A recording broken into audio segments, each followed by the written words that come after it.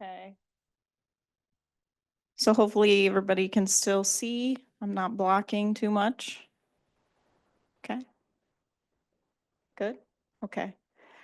So my name is Valerie Paul. I am the water conservationist here at the Upper Big Blue NRD. And I appreciate all of you coming out today. I know it wasn't the warmest day to travel in this morning, so appreciate you for all being here. And so to start off, I just like to find out what the audience is. So how long have you been farming? Anybody less than 4 years? Just raise your hand. Okay, got a few newbies. Okay. What about 5 to 9 years? Okay, got a couple more. 10 to 14 years. A little more experience. Got a few. Or over 15 years. Oh, there's all the hands. Okay, so you guys have a lot of experience. You've been doing this for a long time. So hopefully this information that I'm presenting to you today is beneficial. So just out of curiosity, do you know what phase you're in? Everyone obviously is going to fall under the phase 1 requirements, but is anybody only in phase 1? I'm assuming not, since you're here today for training. Anybody in the phase 2 area? Okay, you got a few of those. And what about phase 3? Okay, got several of you. Okay. Or I'm not sure. Got a few of those. Okay, so my outline for today is I just want to go over information on what is all important. So I'm going to cover the 5 W's: the who, what, when, where, and why. So to start off, kind of touched on a little bit of our district. So the who. So our Upper Big Blue district is all these 9 counties. And so anybody in our district would fall in that phase 1 category. Then for all the phase 2 areas, those would be anyone that has a medium nitrate level of 7 parts per million or higher.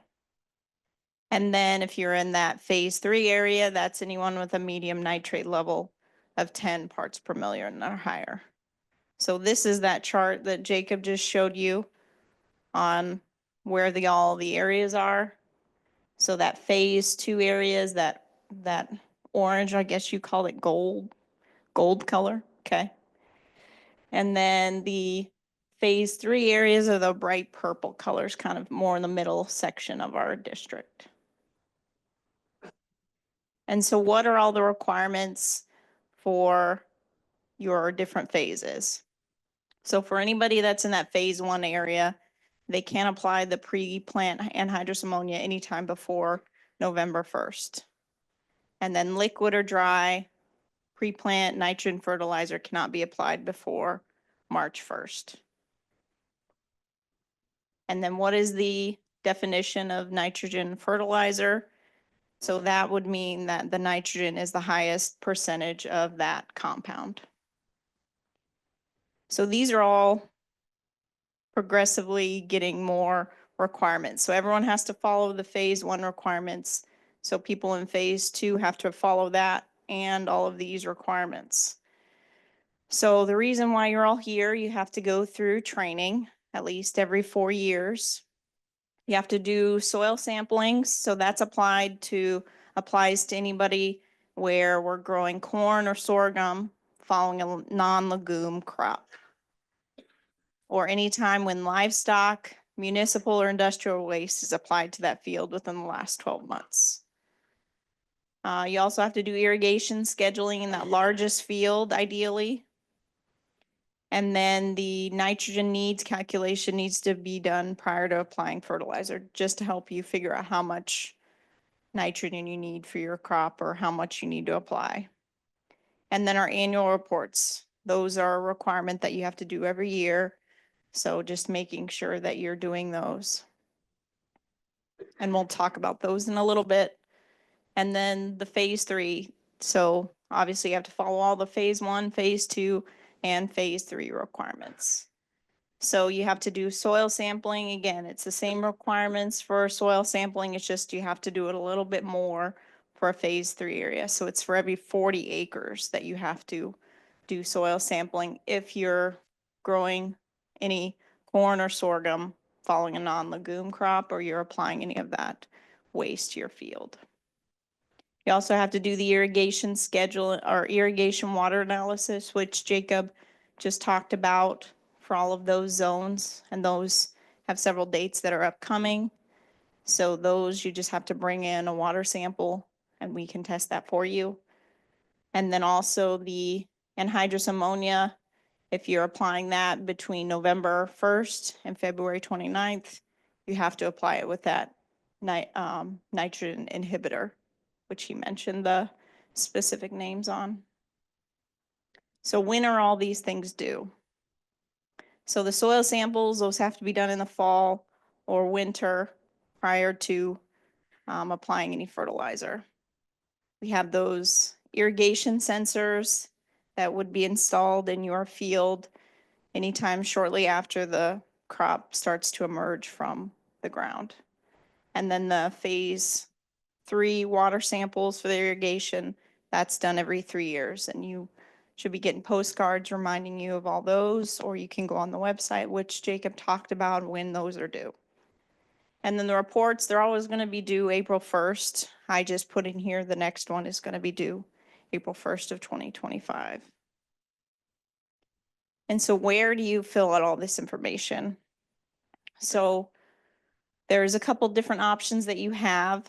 Oh, and I forgot to mention that.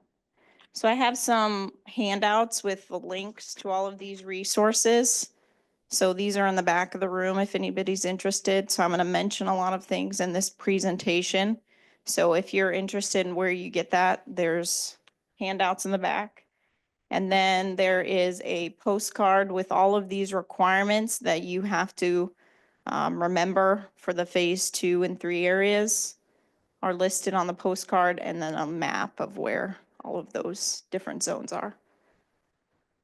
So for the paper copies, we have those will be sent out, and we're actually working on our mailing right now, so we'll be sending those out here shortly.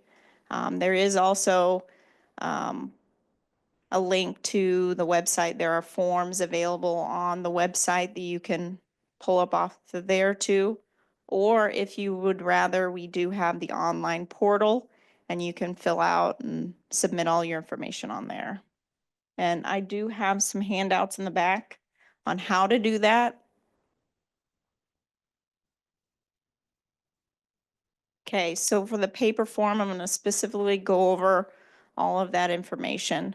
So if you have any questions or need any help with filling out any paperwork or things, we just want to make sure you know that we are available. Myself, I know Terry's not here right now. He's at another meeting, but he would be available, or Carlene, which was here to check you in this morning. We can help you fill that out. And so these are all the forms that are we're going to go over, which are listed on the website. And then, so we have the cover letter, which explains the information and what's all required. There's the instruction sheets on how to fill out the form. There's an example form. There's the total nitrate needs table, the credit tables, and then the previously reported field.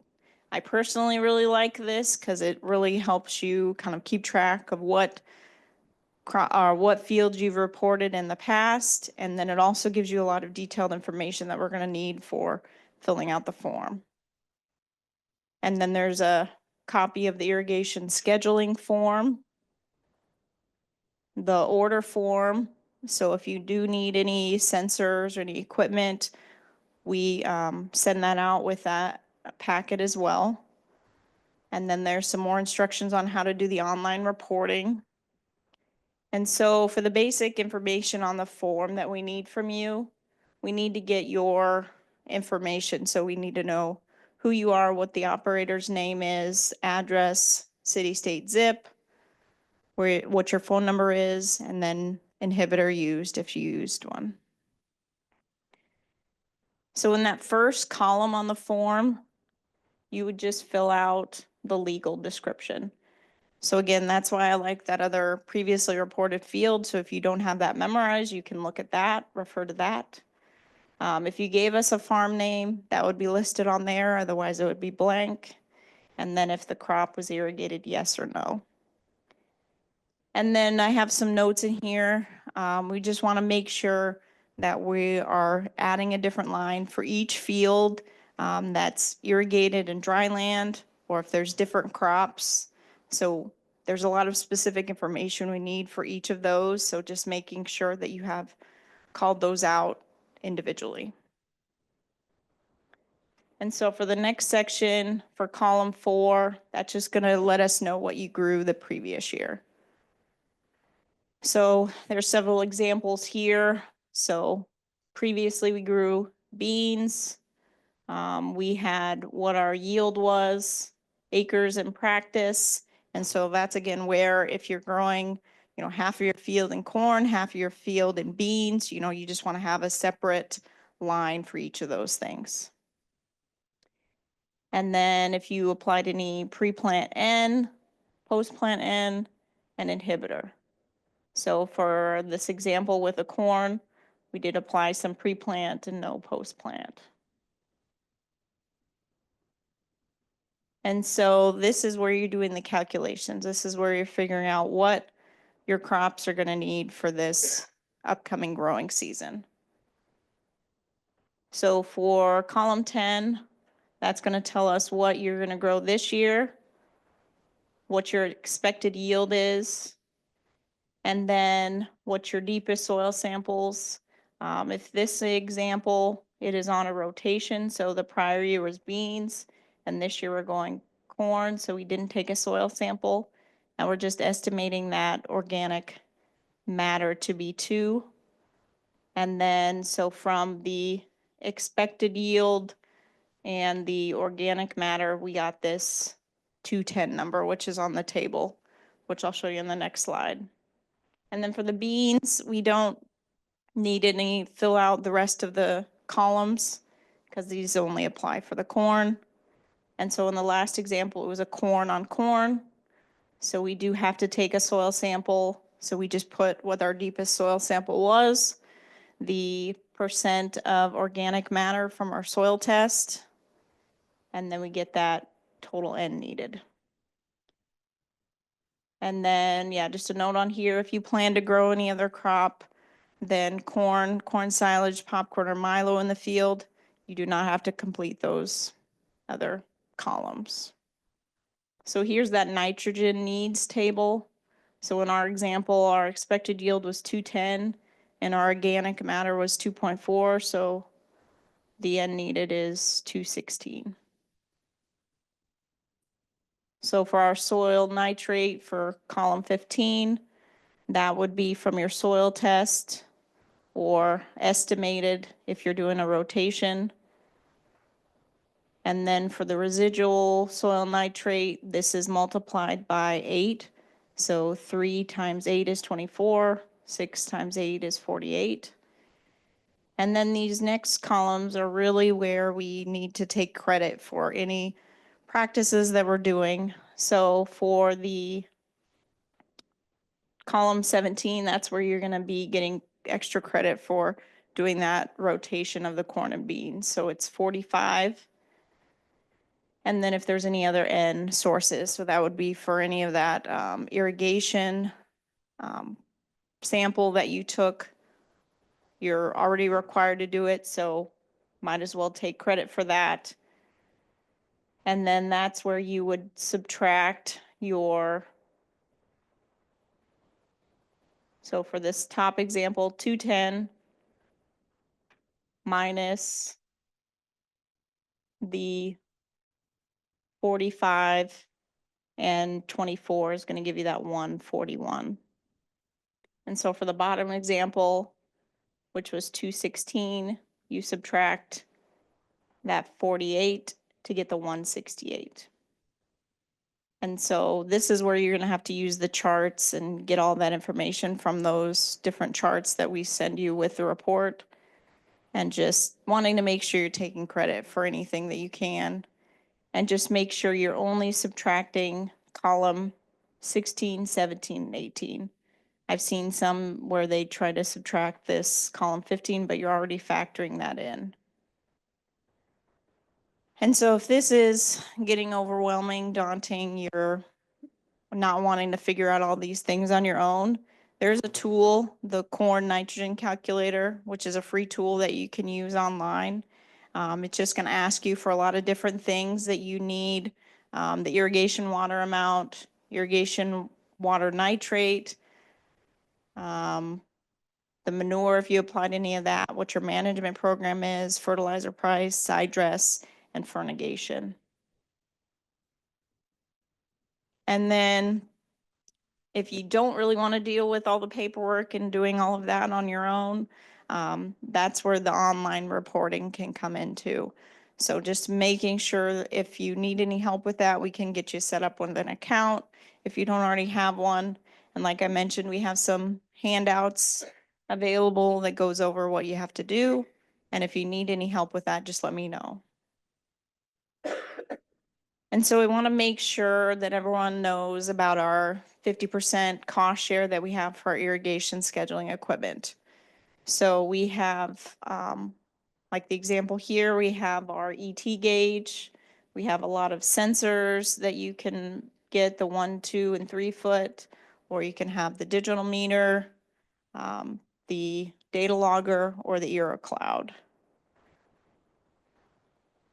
And so that irrigation scheduling is a really critical part of what you're doing as far as making decisions. And I know Kalen's going to probably dig a little deeper into this when he goes into his presentation, but we just really want to make sure you're using this as a tool to help you determine when to irrigate and when you can wait a little bit. So this water management just really improves your efficiency, reduces groundwater and surface water pollution. It also is a cost reduction. So, every time that you have to turn on the pivot, that's labor, that's cost that is associated with you. So if you can reduce the amount of irrigation cycles, that's going to save you money.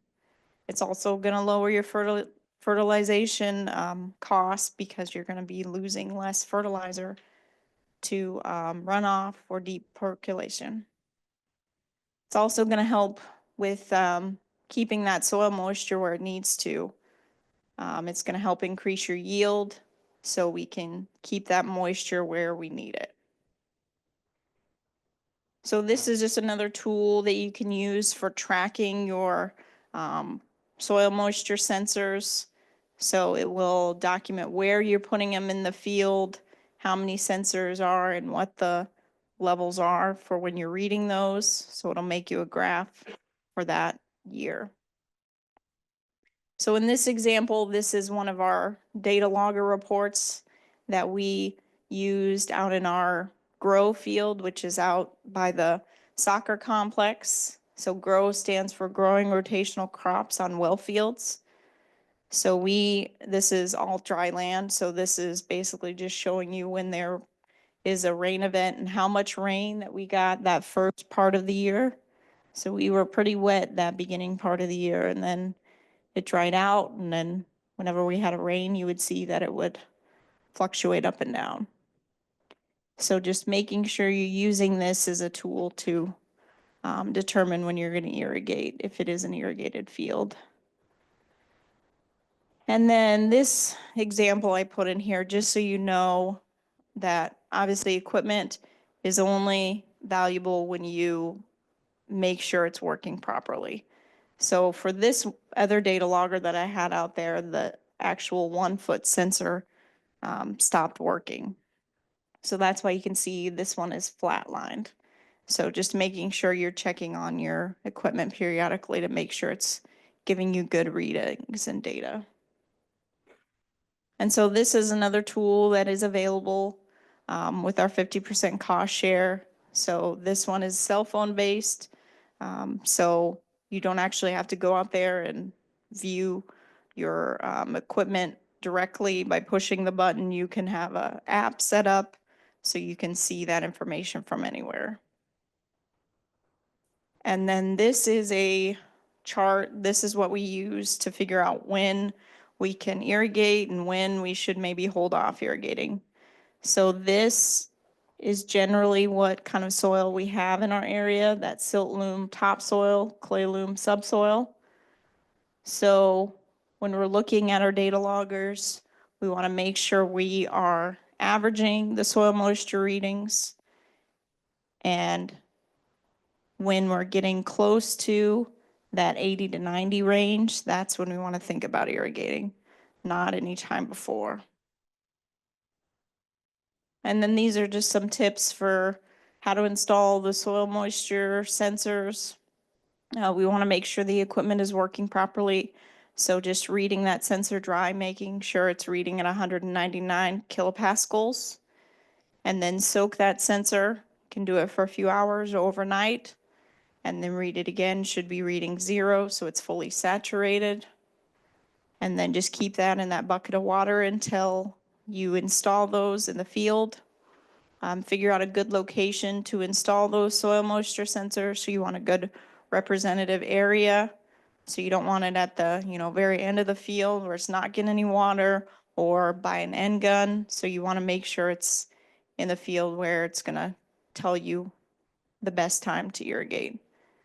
And then use that soil probe to install the to dig the 1 foot, 2 foot, and 3 foot holes.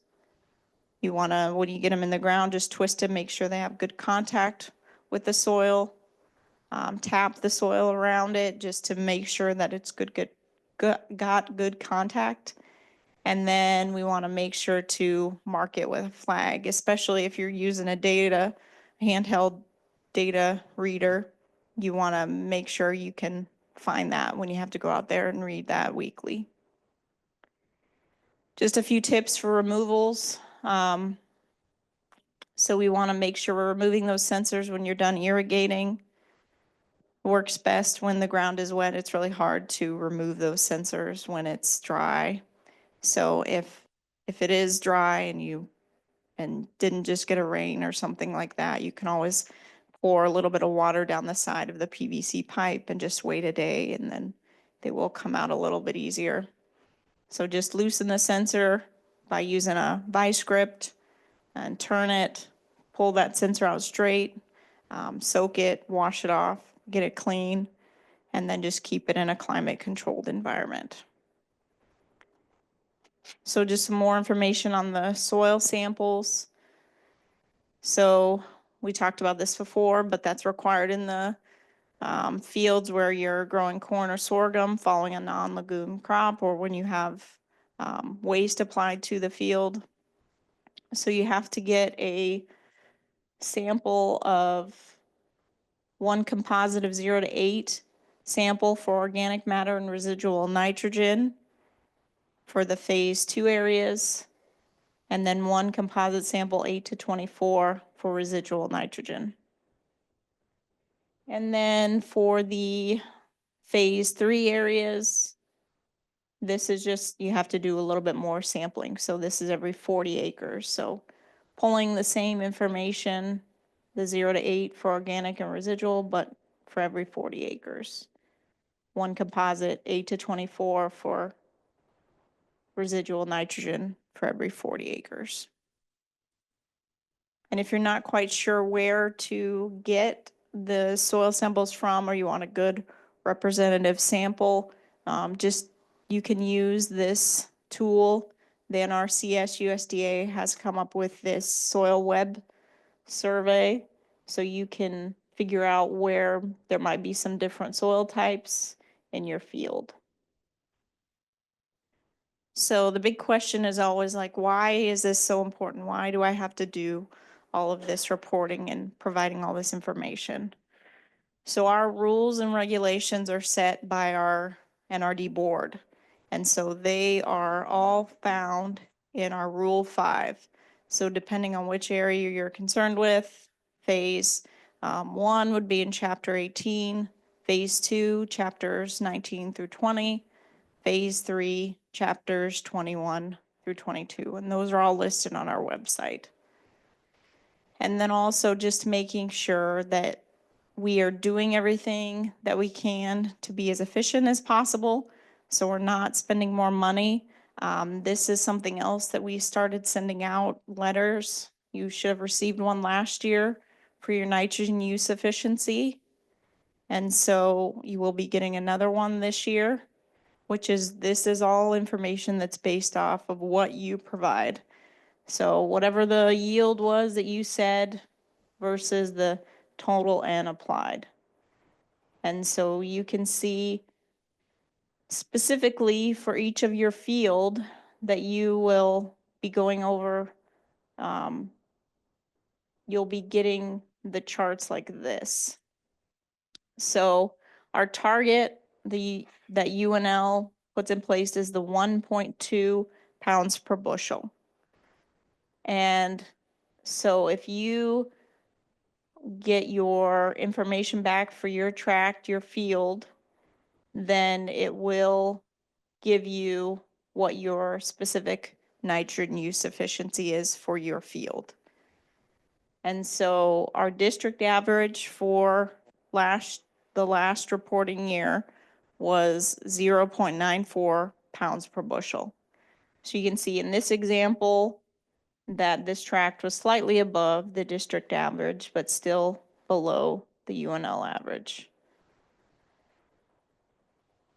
So I put in a few other examples here just to show you. So this tract is pretty much in line with what the district average is. But if you do see a tract that comes back with a red, that means it's above the UNL guideline. And there's some work that can be done to reduce the overall nitrogen use efficiency. And you can see this one is well above, this one is below the district average. So one of the things I want to make sure everyone understands is we have to provide all of the data, and it has to be correct. You need to take credit for anything that you're doing. So whether it's being that irrigation sample that you're taking, those rotations that you're doing, just making sure you're taking credit for those. And you have to provide all of your yield data in total and applied. So I'm going to go back to this one. So obviously we understand nitrogen is important for corn. It's a very high demanding nitrogen crop. So corn typically requires significant nitrogen inputs. So we want to make sure that we're managing it properly, because that can lead to insufficiencies and environmental issues. So corn's ability to take up nitrogen from the soil has a lot of influences. So if we have healthy, deep-rooted system, it enhances the nitrogen uptake from the soil. If we have well-drained, fertile fields with good organic matter, that will increase the nitrogen ability and uptake. Also, if we are applying that nitrogen at the right time when the corn needs it, generally in that V6 to V10 range, so doing some side dressing or splitting application of our nitrogen, then it's going to have that nitrogen available right then when it needs it. And this deadline has already passed, but there is potential that they might have this program again. So if we're willing to take some efforts to reduce our nitrogen application, then there is additional funding that might be available to use to offset that if there would be some concerns about how much you're going to be able to grow or what your yield is. So there is potential funding that might be available, so that's something to keep in mind going forward. And then we want to make sure that you understand that we are always here, we're always available to help you if you have any questions or need anything. So there's all my contact information that'll be on that sheet as well. We have our website with all of our different events, and we also have our social media accounts that you can refer to. And then this is just some additional resources that are available. So we have the rural response hotline. So if you have any questions or need help with any financial assistance, legal assistance, disaster relief, or emotional support, you can go to their website or phone number. Is there any questions?